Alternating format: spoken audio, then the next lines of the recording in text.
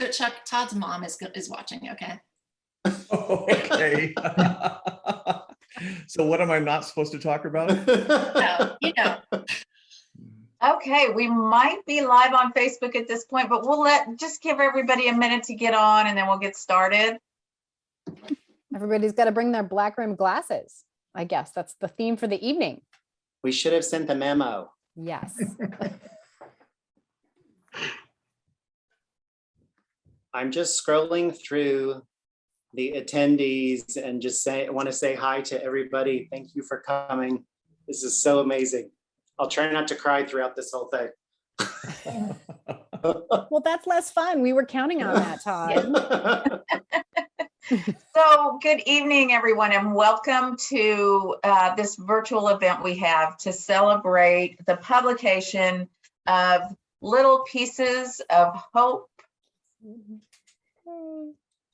Happy Making Things in a Difficult World by our dear friend and master publicist, Todd Doughty.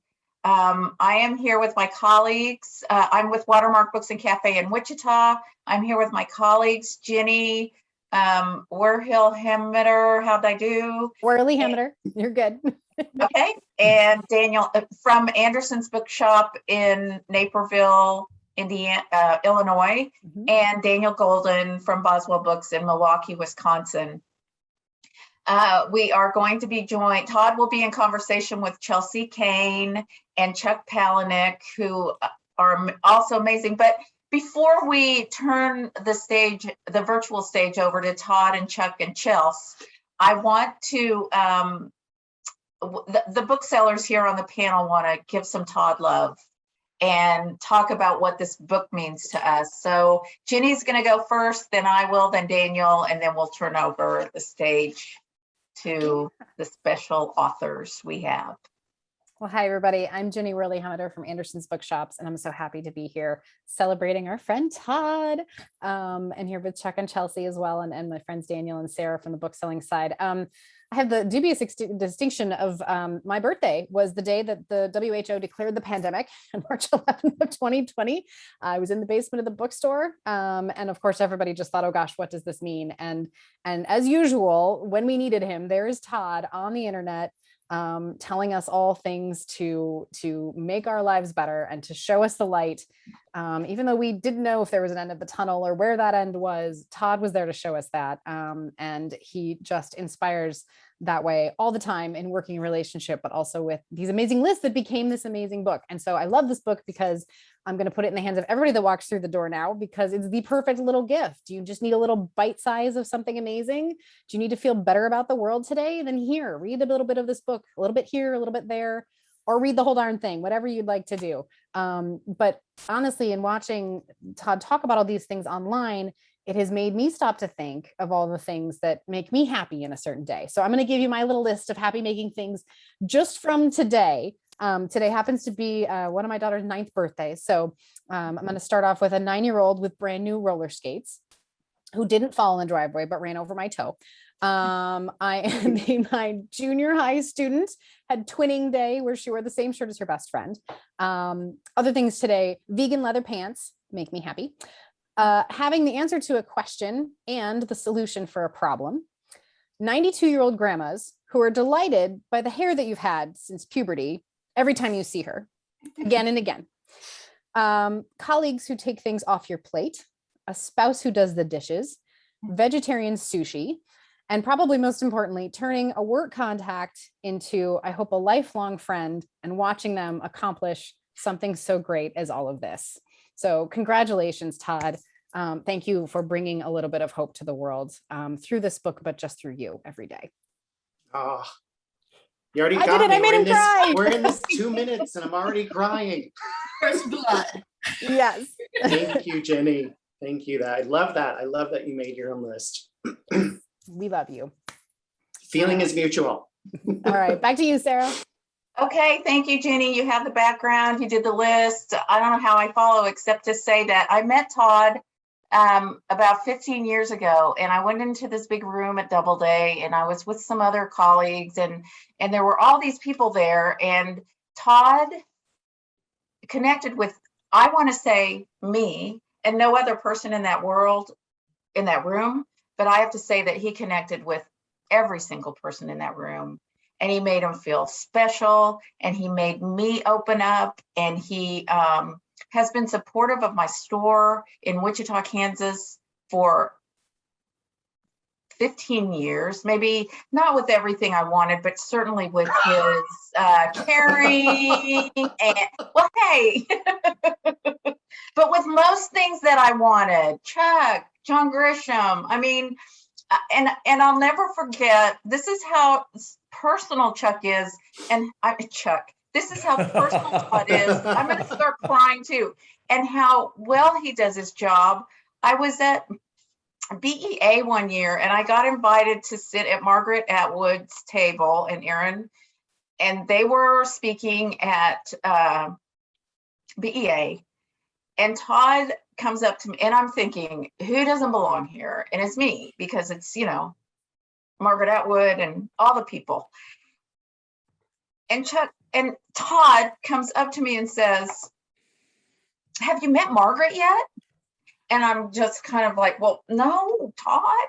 And he's like, well, come on. And he goes over and he introduces me to her. And it is like, I'm her, you know, Todd is the consummate professional. He is, I just can't say how much I love him so much.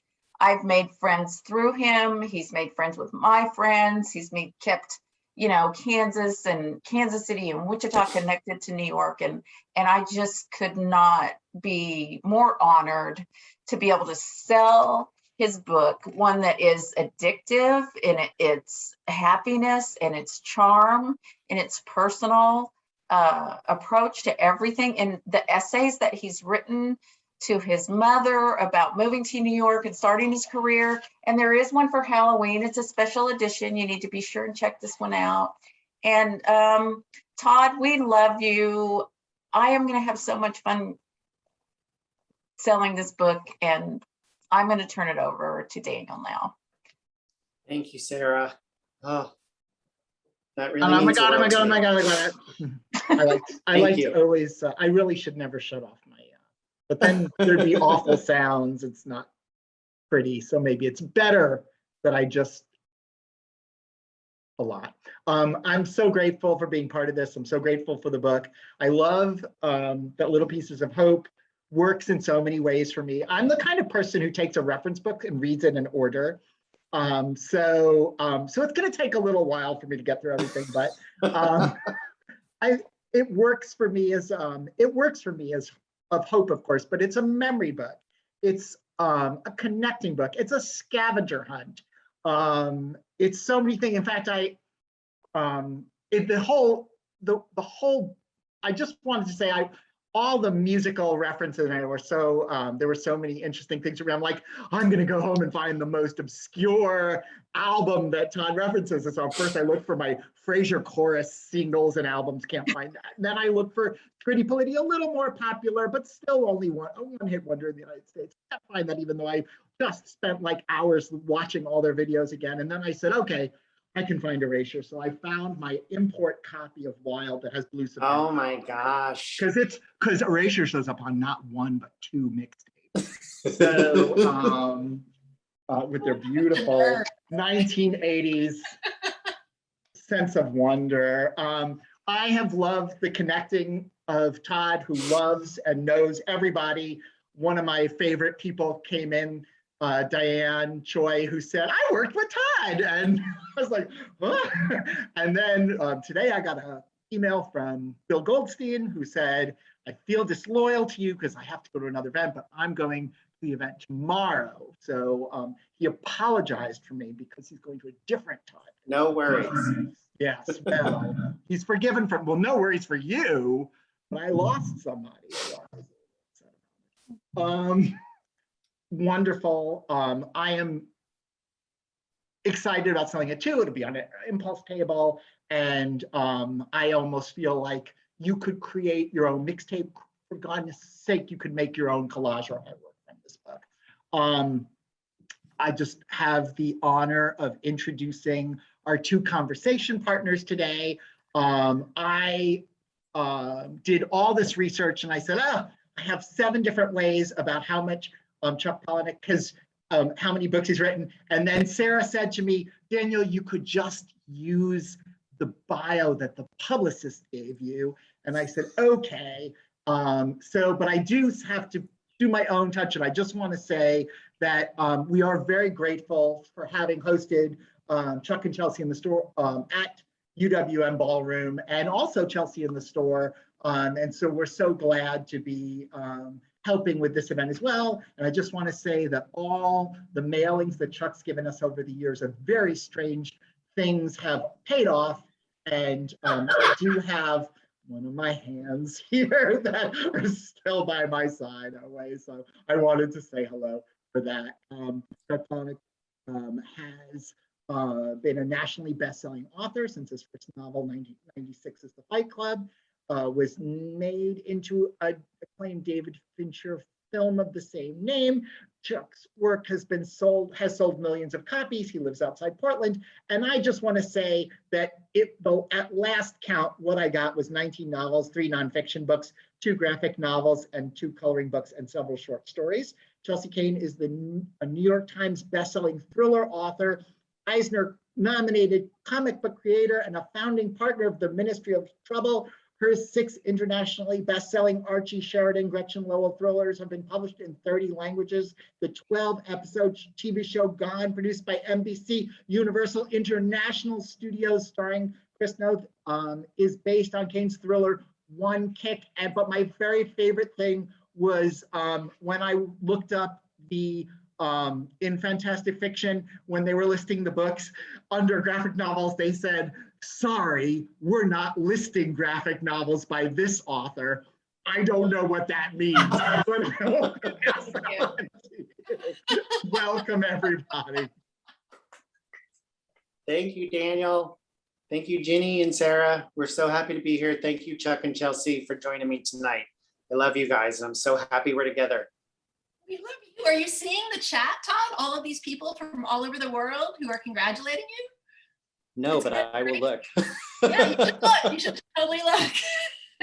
But we can start talking. Yeah. Hi, Chuck. Hey, Chelsea. So do you have a Todd list? Because I've got a long Todd list. Things that Todd. Remember, we talked about the fact that Todd's mom is watching. Oh, yeah. I won't go into detail, but fake laugh. Ha, ha, ha. Do you remember fake laugh? I've done the fake laugh. The fake laugh in Ashland? No. Asheville. In North Carolina, right? Mhm. Yes, we won't go into that. No. Boy, Eli. We'll just let Eli go, okay? These are Claire? all code words from us going on tour for so long together. Do you remember Claire? Yes, I do. Just before we got T-boned and we were crushed in a car together. Todd and I That were is- in a huge car accident. Denver, Yeah. Colorado. Oh, And you're not supposed to you- say. Oh, sorry. But you, Ever the Trooper, I was like, I think you need to go to the hospital. And you were like, no, I'm good. We have an event in an hour and a half. I'm like, we just got T-boned in a car. I think you have to go to the hospital. And you're like, no, I'm fine. We'll go to the event. You went to the hotel, we grabbed food, you changed your clothes, we got back in the car, we went to the sold out event that night because you, sir, are a trooper. And we were stuck standing at the side of the road in the sun for 6 hours, and we got sunburns while people Yes. honked at us. Traffic was backed up for miles, and people honked at us and flipped us off like we had caused this huge accident. And we were okay. That was the miracle. Ah, Yeah, just one more concussion. It's back. It's fine. so what does candy corn hurt like? What does candy corn hurts like a bad word? That is from, so the folks who are watching who may not know, Chuck's events are legendary. And one of the things that's amazing, there are games, there are prizes, And there at are, some point, he assaults the audience. Yes, and then there are things thrown into the audience, and we threw candy, hundreds of dollars of worth of Halloween candy into the audience. And I think it was me, right? And I chucked a bag of candy, which is ironic because I cannot do sports to save my life, and that is encompassing all sports. And I thwacked someone accidentally in the face, and it was not fun. That was a bad thing. With a huge bag of candy corn. That's And right. when that thing is coming at you, and it wasn't your Were you fault throwing the because whole bag, or did you threw the bag of candy? you always throw the bag. Because, You take the candy out of the bag, man. no, That would have been no. worse. It would end up on the floor. It would be a mess. Chelsea, All right. I remember Todd's secret superpower. Todd and I are the only two people in the entire world who know all the lyrics to Gilda Radner's song. Todd, what is that song? Let's Talk Dirty to the Animals. Yes. That And made it on. That's a playlist. It's on one of the playlists in the book. And we sang that all through one tour. Every time we were in a car, we sang that. And did you know that right behind those trees over there, there's a house that's worth over $7.5 million? And you can't see it from here, but just over there's another house that's worth $3.5 million. Kansas City. That's right. That's right. Out in the Midwest. And do you remember the ticket agent? We were booking a flight and we were going to put your luggage under my name so we wouldn't have to pay the fee. And the guy said, I've never done it that way. Let's see what happens. Such a bad idea. I wrote a whole story based on just that one sentence that guy said.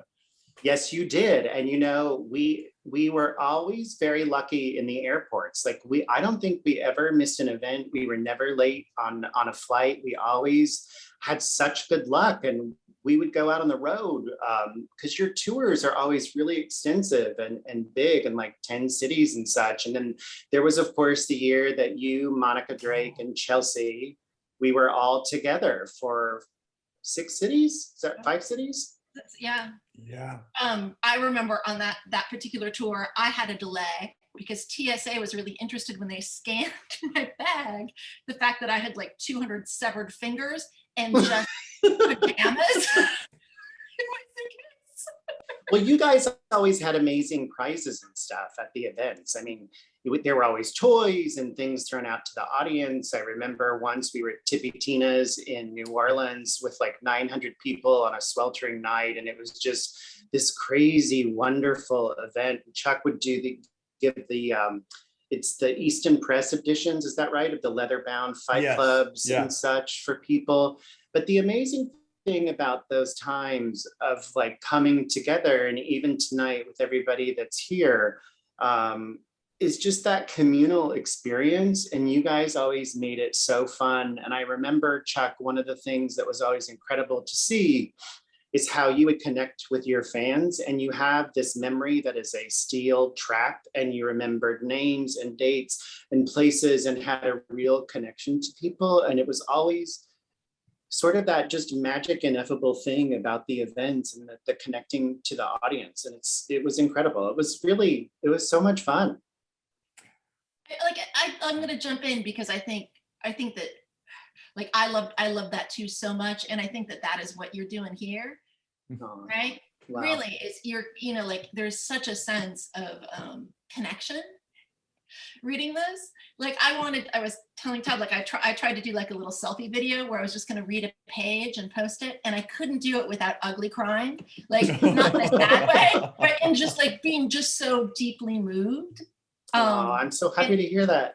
Yeah, and like it's just like I'm going to be buying 15 copies of this book, 5 from each of these wonderful independent bookstores, well, and giving them to everybody I love at Christmas. Well, thank you, my friend. So today is the publication date and on sale date, and it's so wonderful and kind of surreal to be here, because when this whole thing started, it was I'd say like we can blame Metro North, which is our commuter rail here in New York, for this whole thing happening, because I wrote that first little list on March 11th, and it was a scary time, and we didn't go, our offices shut down on the 13th of March.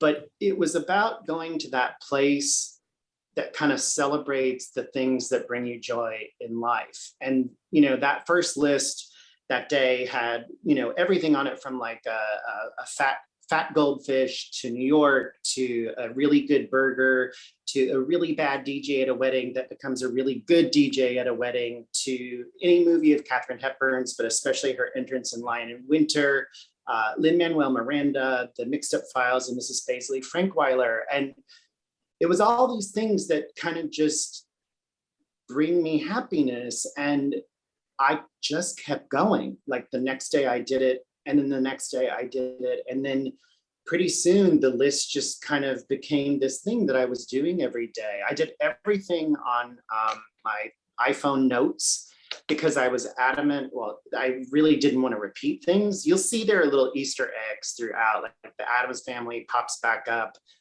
Mrs. Onassis pops back up. But I was able to kind of research everything and keep it. I wanted to keep the momentum of the lists. I joked today, I actually said we should call it a Doughty daily devotional.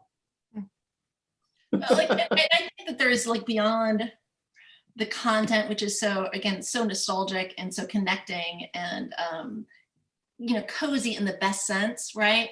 Like, it just makes me, like, there's so many feels on every page. But like, I think the fact that it is this wonderful pandemic project of just self-care that, like, I find really inspiring, where it's just seeing this project grow page by page, and the fact that you stuck with it, and like, you are telling yourself a story to like, it's like paper Prozac. Oh, I love that. Well, the interesting thing is, with the list, like a friend of mine once said, like everybody carries around an invisible bag of rocks. Like, you don't know how heavy it is for them. And I think, we're in an unprecedented time, but whether it's kind of just a regular battle day, or you're going through a really tough time, there are those touchstones that get you through. I mean, Chuck, I've seen it with your fans, of like, your books got them through. And Chelsea, I know the same thing has happened to you. And I think we all connect to these different things, be it a feeling or a memory or a TV show. I mean, I swear to God, Dan Levy and the entire cast of Schitt's Creek got me through the opening of all of this, because I hadn't watched the show.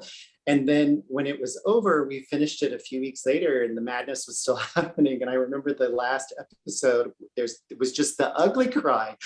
Yeah. And Randy was like, "Are you okay?" And I'm like, "But it's over," and you have these connections to things and places and people. And that's really kind of what I wanted to do in the book. And when Meg Letter, my genius editor at Penguin, she's like, "Okay, so we're going to need about 50% new material in here." And I was like, okay. So I actually added, there are about, I think it's 41 additional lists that I never posted.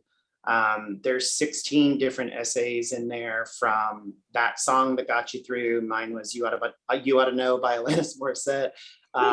Red Velvet Cake, Taking the Leap. There's one about It's a Wonderful Life, Live Like Mary Bailey from It's a Wonderful Life, which I think my parents are watching. They are huge Jimmy Stewart fans. And, long before that became sort of this ubiquitous staple, like, they love this movie. There's memorabilia in the house, old posters and art by the film. I wrote about that. I wrote about Templeton and Oscar the Grouch. So it was really just kind of a labor of love throughout. And it was just, I hope that if you pick it up and you read a page, or you read a few pages, that it can just give you that just burst of happiness. We've had several questions in the chat, or prompts, call it. Like, sure. I wanted to hear your Katharine Hepburn story. Okay, well, I think My college roommate, Casey, and his husband are watching. So Casey was a part of this. And so I'm a big Hepburn fan. You will see that in the book. Josie Portillo is the amazing artist who drew everything on the cover that you see and did all of the art throughout, which is incredible. Sabrina Bowers is the designer at Penguin who designed the book. It's just incredible. It became this object. And one of Josie's amazing pieces of art, one of my favorite movies is Bringing Up Baby. And Josie drew the scene where the dinosaur falls apart at the end and Kate is there with Cary Grant. But yeah, when we moved to New York, we saw Katharine Hepburn. I will make it very short. We went on a Thursday. We ring the doorbell. We have flowers. Her favorite flower was Queen Anne's lace. That's also in the book. The doorbell rings and a woman answers and she says, "You really, really should not have done this." And I said, "Oh, you're Nora. You're the housekeeper. You're her housekeeper. How did you know this?" "Ah, big fan." So we come in to the kitchen to give her the flowers and she says, "Did you leave a note?" And I said, "No.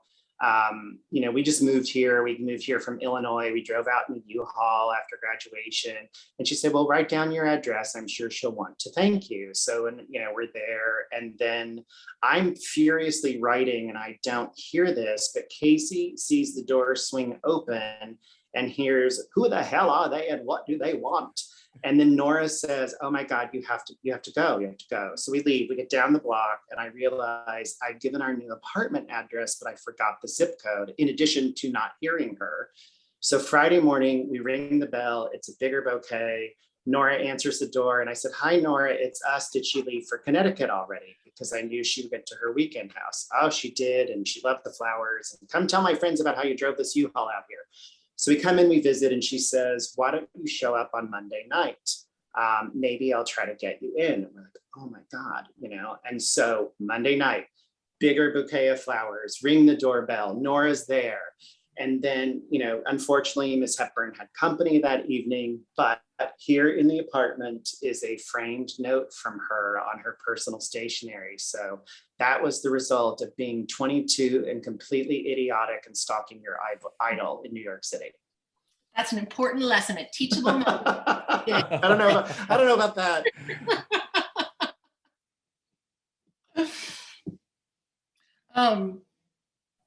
What I would love, Todd, is if you would consider just reading a little bit sure. of this, just to kind of let people who are tuning in get a sense of what it is we're talking about. Absolutely. Yes. I will just randomly flip open and we'll see where we land. Here we go. Okay, I'll just read about half of this. It's fairly short. Happy making things in a difficult world. The power of dissent. The fact that light bulbs power an easy bake oven. That black and white 1993 Jose R. Lopez photo, Justice Ruth Bader Ginsburg on her first day on the Supreme Court. That moment when your life cracks open. Not stepping on a sidewalk crack. Cracking open a bottle of Sancerre. Cleo Lane's recording of I'm Beginning to See the Light. Chicken pot pie. The Fisher-Price chatter telephone, which I had as a child. Warm croissants with jam and a cup of hot coffee. That January 23rd, 2013 Smithsonian Magazine article by Karen Abbott, Everything Was Fake But Her Wealth. Thinking a combine is moving quickly through a wheat field when it's actually going about 4 miles per hour. Sifting the flour. Quote, I can name that song in 5 notes, end quote. The fact that approximately 30,000 quills cover a porcupine. Soft Cell's recording of Tainted Love, the extended version with Where Did Our Love Go included at the end. The sizzling sound of something hitting a hot griddle. The haphazard way a small child sets the table. The utterly bizarre and wonderful collection at the Mutter Museum at the College of Physicians of Philadelphia. And that is one of Josie's drawings at the Mutter. So great. But that kind of gives you a sense of what the lists were. For me, it was kind of this zigzag, random, scattershot, sort of potpourri of everything. And there are little connections throughout. There are little Easter eggs throughout. And, what we took the book and we were very careful about the rhythm of it. You'll see pages with individual entries themselves or multiple things or interconnected things. But we wanted to give it a real sense of kind of the lists themselves. When we were talking about the design, I told Meg, I was like, well, I think that it should just kind of look zigzag and maybe big fonts and different sizes and different fonts and, you know, just be a real reading experience. And that was it. And then Sabrina worked her particular kind of magic, and it just became this really awesome little piece of art. It is an awesome little piece of art, and it is, you know, it is the perfect gift book, you know, for any holiday. Thank you. No, like really, because it is truly a gift, because it's so much more than the object, because you're providing people with this whole interaction that they can have. I just love and it. you know, even kind of how we were talking a little bit earlier, you know, what my hope is that, you know, like there's sort of this fine line between memory and discovery, right? Like remembering something you love or finding something you love that's new. And the goal from this is like, there might be people who read a list and they don't like something. So I just said, like, cross it out, write your own thing in there. Like, that's what it's for. You know, if it doesn't lead you to something and leads you in a different direction, that's okay, because the experience and the joy should absolutely be yours. But I think the most interesting thing about this today was, like, not to get all woo-woo, but I was thinking, like, whenever you experience something, a book, a movie, a song, you know, a recipe, whatever that is, and there's a lot of those in here. I mean, there's over 3,000 items in the book itself. You know, you have a connection to it. And like, having this out in the world today, I hope people make their own connection to it. I hope they make their own connection to joy. I hope they make their own connection to their own lists.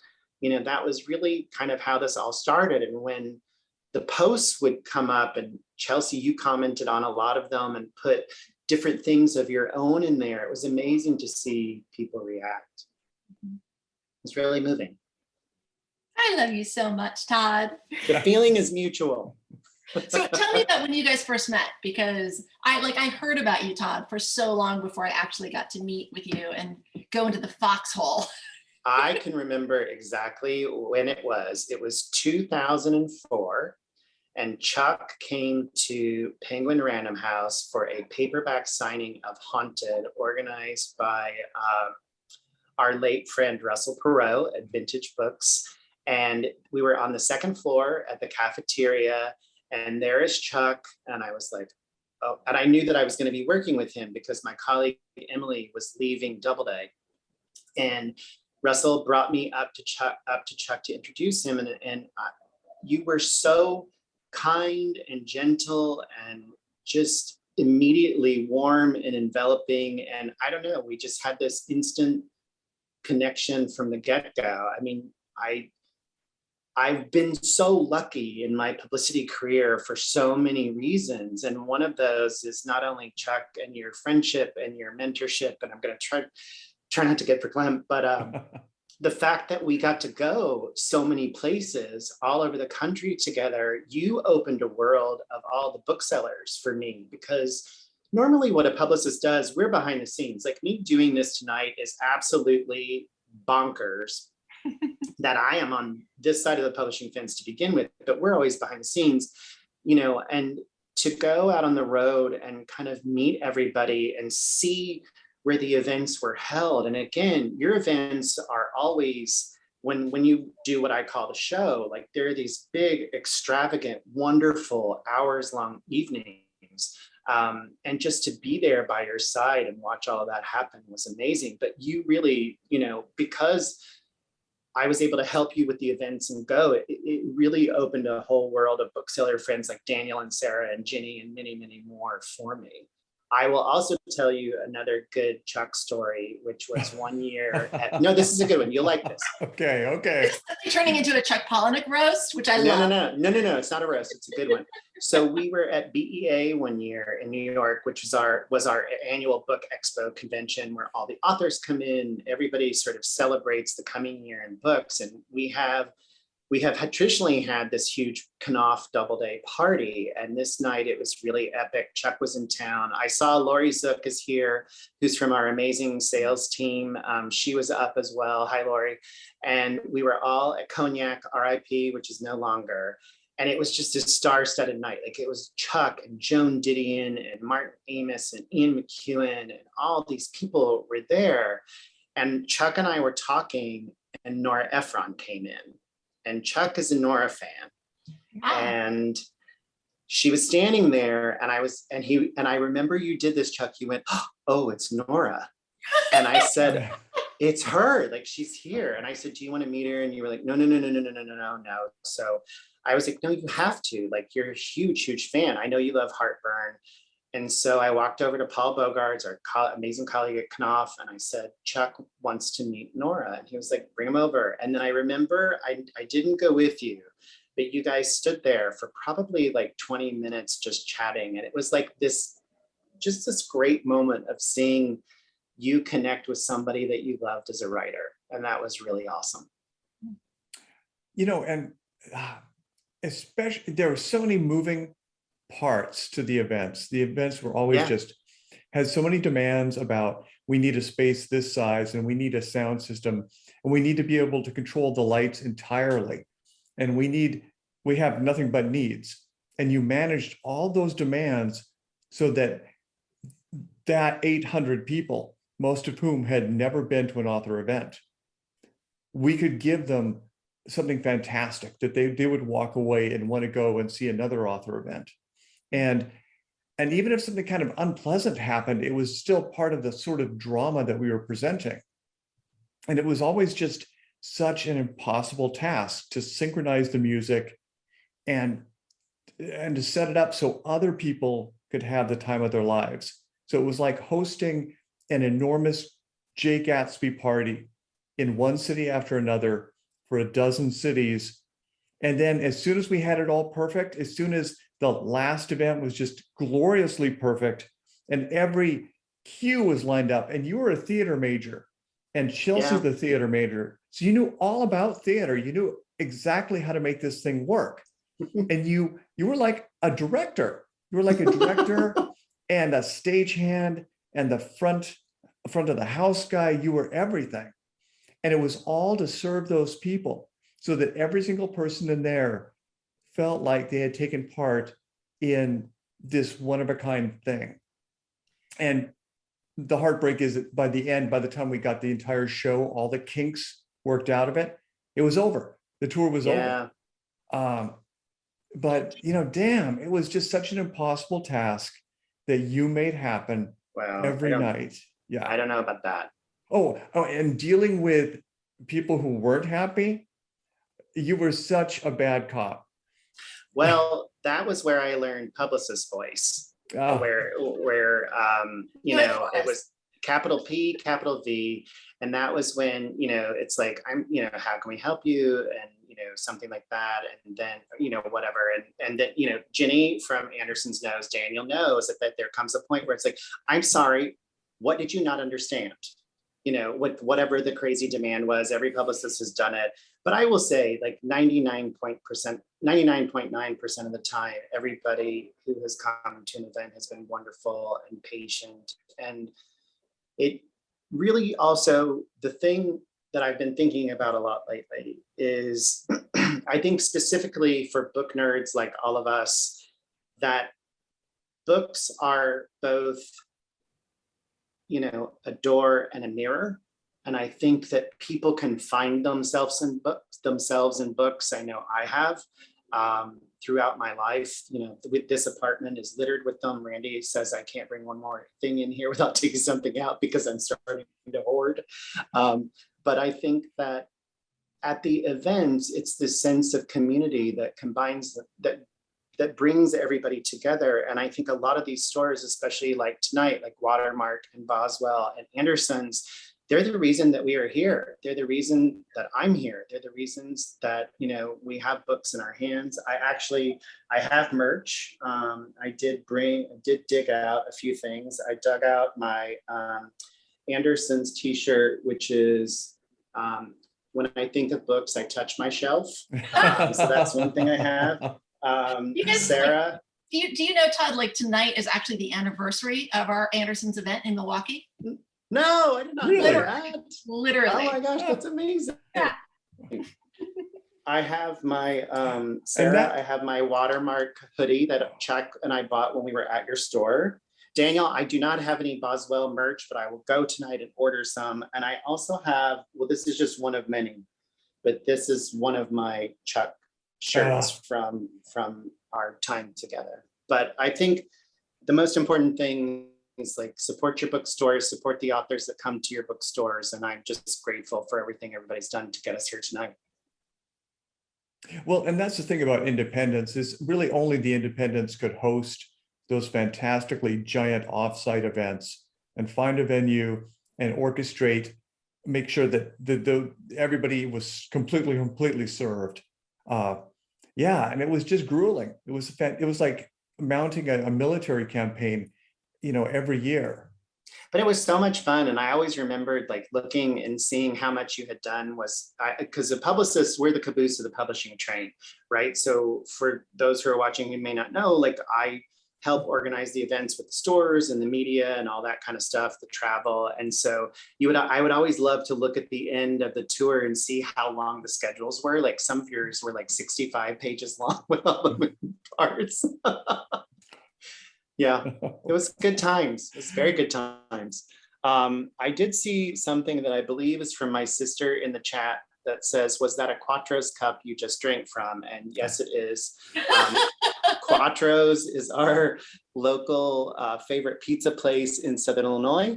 And these are the only cups that I drink out of our apartment. I have a set of 4 and my parents send me new ones every holiday. So yes, sis, that is Quattro's cup. That's my plug. I'm hoping they'll send me some free merch. I'm kidding. That's a joke. That's a joke. You deserve that free merch, Todd. But like, I do want to say, because I know we're kind of like, if anybody has any other questions, you can post them and I will try to track them and ask them for you. Like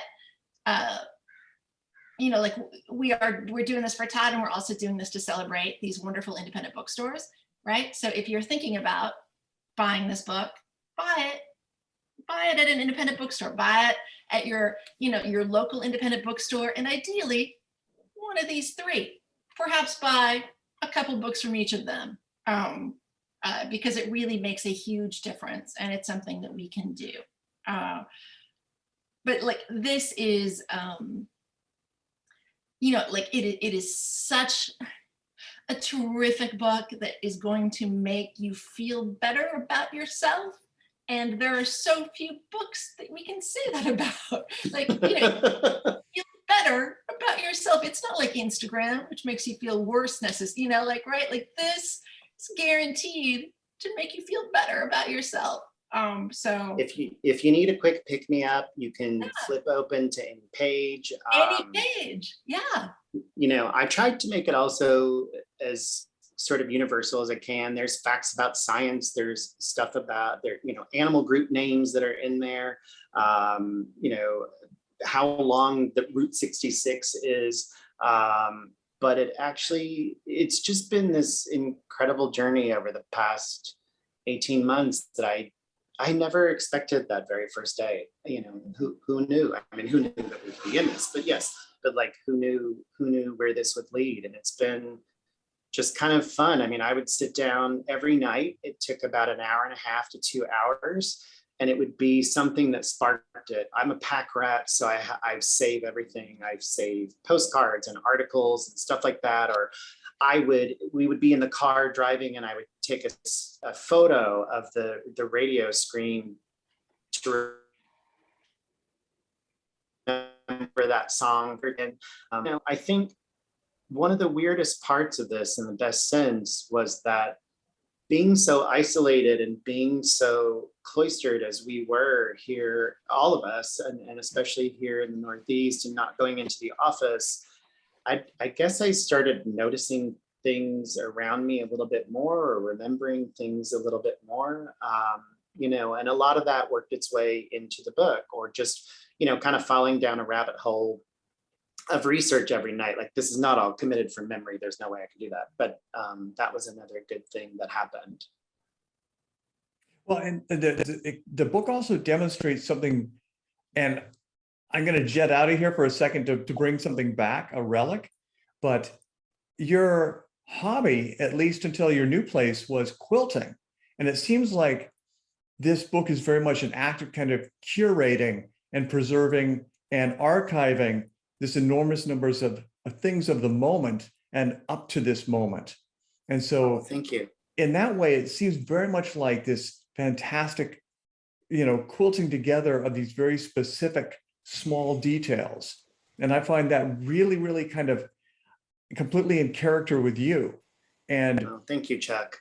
when Chelsea comes back, and I can Hi. talk to There she her. is. I'm here. Sorry. Okay. Eliza was started printing from, my child downstairs, and it was noisy. So I was like, I'm just going to rip the printer cord out of the wall, not thinking the computer was also plugged into that. But it's fine. I'm back now on my laptop. Hi. These are the wonderful surprises of Zoom events. Yeah. And it was so, you were just getting so emotional too. I'm really sorry. No, we're good. We're good. We're gonna roll with it. We're all okay. We've lost Chuck, Todd. He said he's going to. I think I know. I know what he's doing. What's he doing? He's gone to grab something. Oh, there it is. He's back. What do you I'm got, back. sir? Look at this. Todd made this fantastic quilt. Look at the colors of this. And look how small every single piece is. It's like a piece of pixelated art. It is so gorgeous. And in a way, this is so similar to what you've done with the book, taking all of these distinct things and putting them together in this fantastic mosaic way, so that they all look gorgeous and they all kind of accentuate each other. And every single thing is beautifully done and beautifully seamed together. And the craftsmanship is so fantastic. Thank you, Chuck. Thank you for this. This will always be in our house. So of course. I wish I'd hung it behind me. It's so beautiful. It is so absolutely beautiful. Well, thank you for bringing it tonight. It never goes into direct sunlight because the colors are so rich. Thank you. So thank you. I've never made me a quilt. Challenge accepted. That's because you don't know where the bodies like a are pot buried. holder, Todd, like a pot holder. How long would that take? I can do that. Well, I know where the bodies are buried, so I have special pull. I get quilts. Yeah, that's fair. I appreciate that, Chuck. And the thing about that kind of coming together, I think the last essay is one that I'm really, really proud of because it kind of sums up the book. So when the reader sees it at the beginning, I talk about how there's an essay called How This All Came About. And then the last essay is called The Things That Last. And the book is dedicated to Randy, my other half, and his mom, Dolores, who we lost in February, who was an amazing human being. And also to my mom and her parents and her grandmother. And that particular essay actually brings everything together at the end, starting with the dedication. So throughout the book, you're experiencing all these disparate things.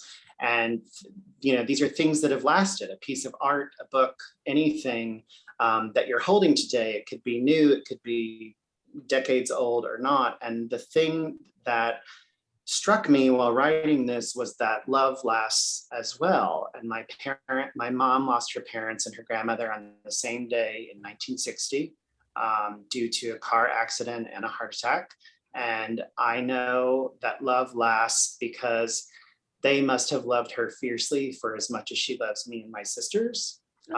So there are physical things that last, and there are emotional things that last too. And that's sort of how the book comes to a close.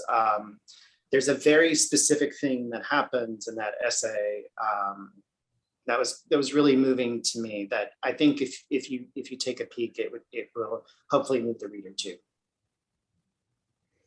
And I think another thing is that it will make people kind of aware of archiving their own lives. I I think, hadn't thought of that. one sort of mark of success is that when I read a book that I love, it makes me want to write.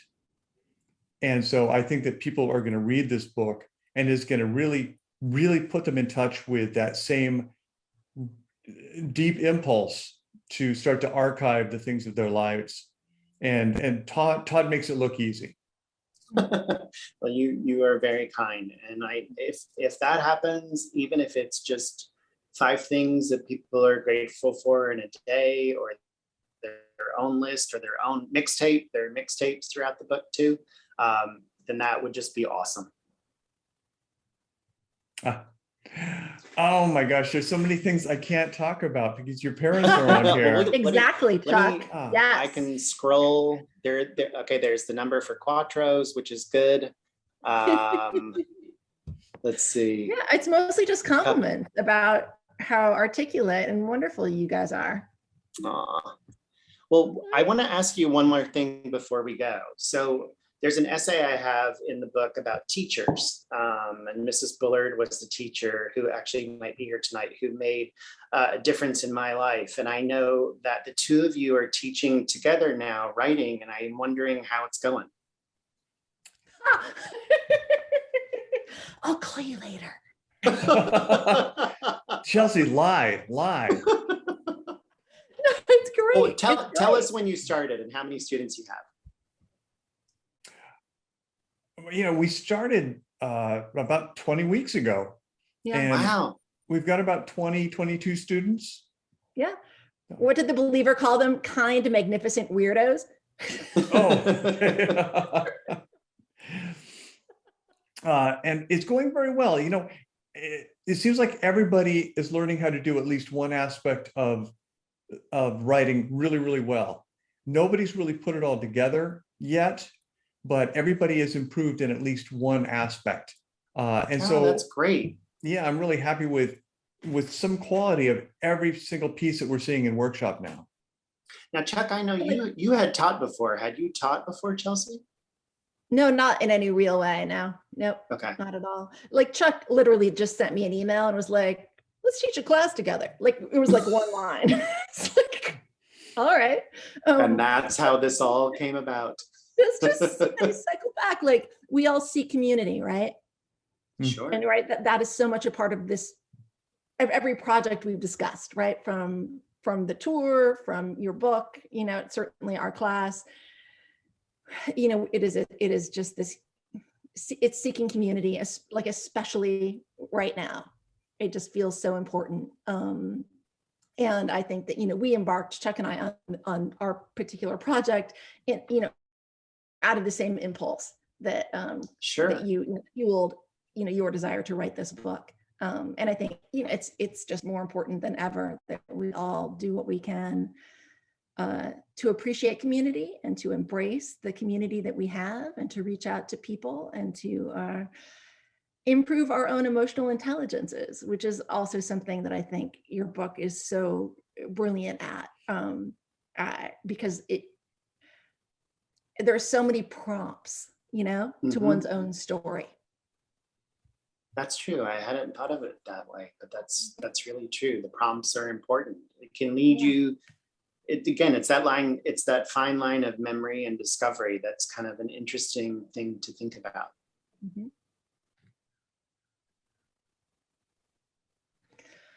I will look one last. I think we've got all the questions answered. I'm just scrolling through quickly. There's lots of people that I know that are here. Hi to, oh my gosh, Germ is here from Nashville. Biba's here from Prague. Oh, I remember we did an event in Nashville. That We was did. amazing. It was incredible. Was that the book festival? Yeah. Okay, yes. Oh, do you remember the event with Stetson? No, it wasn't Stetson. It was at, it was the same time that they were premiering Sex and the City, the movie in San Francisco. And was it the director of the movie came over to our event instead of his own premiere? That's Yes, right. that was We were nice. in a movie theater there. He escaped. He heard that you were there and he ran over. Wow.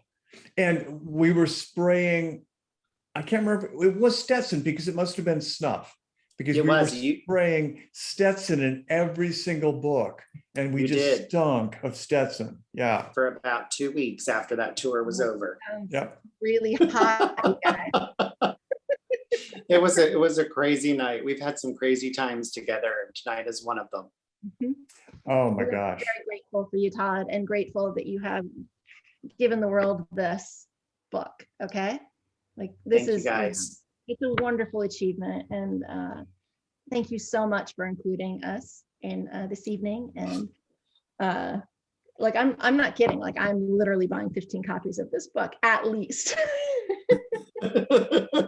Well, I am grateful to you. I am grateful for that. I am grateful for the both of you to be here tonight. I am grateful for your friendship and the support. And I am so thankful to Watermark and Anderson's and to Boswell for coming together and bringing us together. And for everybody who joined tonight, I hope you enjoyed it and I hope you loved the book. And thank you all so much. I mean, this is just, it's just incredible. Oh, you know, I'm not going to let it go. I still Oh think we God, should you do. don't tell that story. We almost made it. We No, almost made it. No, Sean. no. I'm just going to say, I think we've got to do a tour at some point Yes, in the near or absolutely. the far future. And all the plastic is on me, all the candy's on me. And we'll do a real tour and really throw that party again for everybody. I will love that. We will not throw candy corn. I will be, easy on the projectile throwing. Like we will do that. I'm happy to come out to Portland. Oh, I do have to say, my niece Harper is here. Hi, Harper. I saw that Harper is like, hi, Todd.